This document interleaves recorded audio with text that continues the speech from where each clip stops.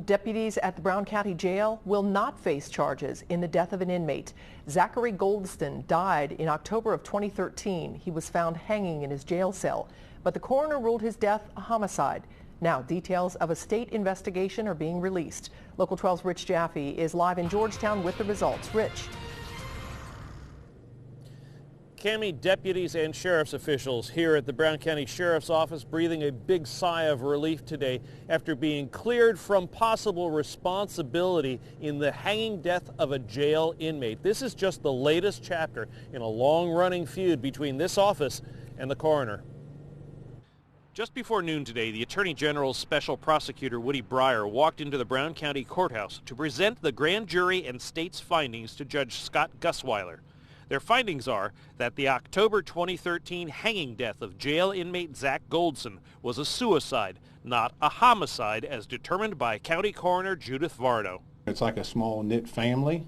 I mean, when all the accusations come out that they're murderers and things like that, they have, they've been approached on the street and harassed on the street, and they haven't been able to make comments, and it's been a heavy weight lifted off of their shoulders. The investigators found Goldson had been suicidal and after fighting with deputies hanged himself from a sprinkler pipe in the cell. It's something Dr. Varnau told Local 12 was impossible.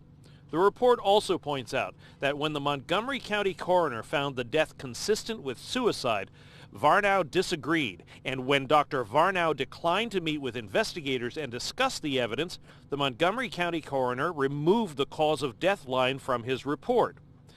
Dr. Varnau's findings and alleged leaks to the press put deputies under the shadow of being Goldson's killers for months.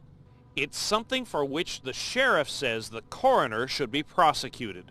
I believe that they released the information, photographs and articles, because some of the stuff that was released out, the photographs right from the jail cell and some of the information, only BCI and her office knew, and it did not come from BCI, and it did not definitely come from our office. And that's impeding an investigation. In my opinion, it's obstructing official business. Now, earlier this week, the deputies and the chief deputy who were involved in this case filed a civil lawsuit against Judith Varnau, her husband Dennis Varnau, and also the Brown County Commissioners, because that is Varnau's employer here.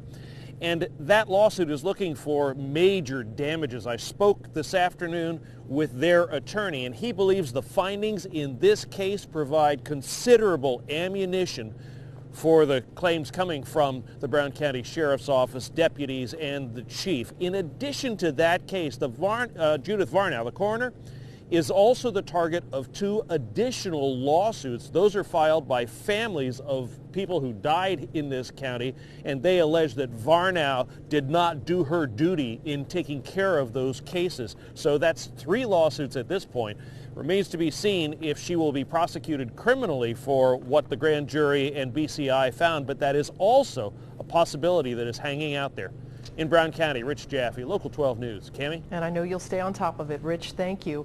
And Judith Varnau and her husband are not doing interviews on this decision, but their attorney released the following statement, quote, "It would be unfair and speculative to comment on why a grand jury does or does not choose to indict someone, as in the Ferguson, Missouri and Staten Island, New York cases.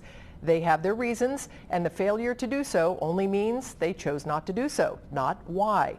It is not the coroner's role to seek or not seek indictments. That is up to law enforcement, and this decision does not affect the coroner's office or any of the current court cases," end quote.